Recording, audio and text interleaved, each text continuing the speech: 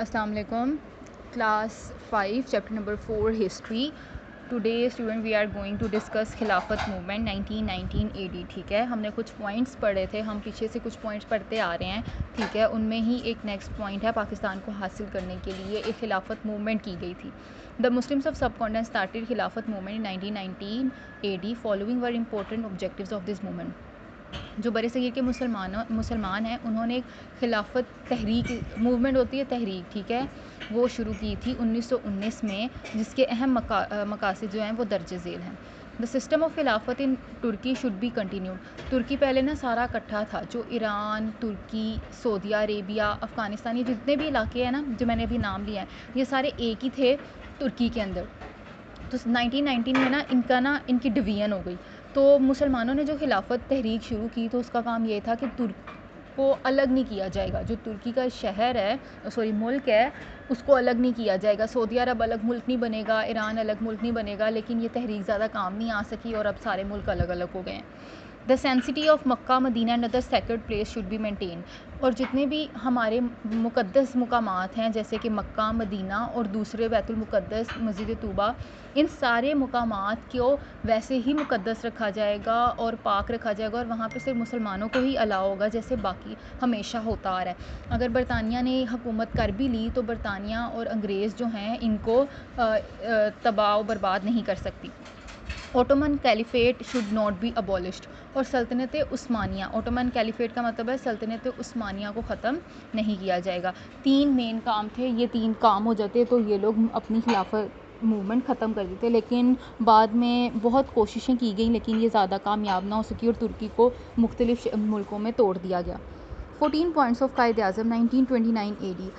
قائد اعظم نے 1929 میں 14 پوائنٹس بتائے تھے مسلمانوں کے لیے جو کہ پاکستان کو حاصل کرنے کے مطالبے کے لیے بڑی ضروری تھے.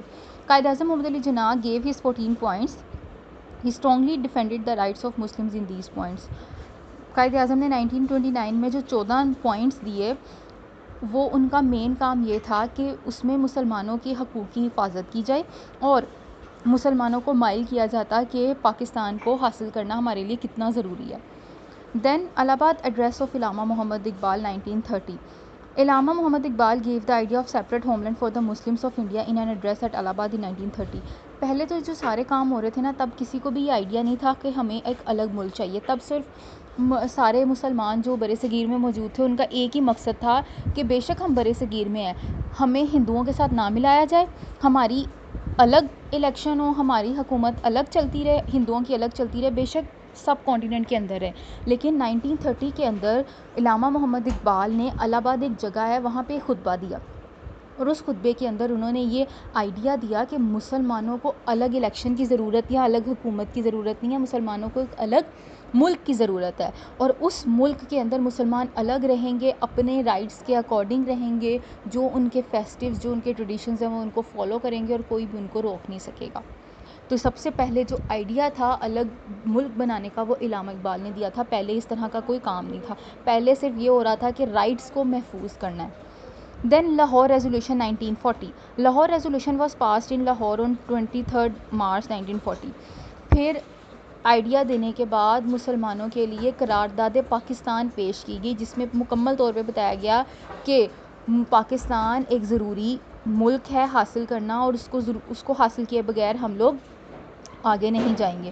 It demanded separate homeland for the Muslim of India. Quaid Azam presided over this gathering in Lahore. Resolution was called Pakistan resolution by many news papers.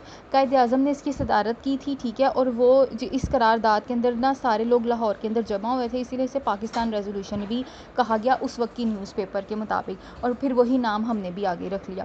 پہلے اس کا نام تھا لاہور ریزولوشن کیونکہ لاہور مینار پاکستان کے اوپر ہوئی تھی, لیکن بعد میں اس کا نام چینج کر دیا گیا پاکستان ریزولوشن, اور اب ہم اسے پاکستان ریزولوشن ہی کہتے ہیں.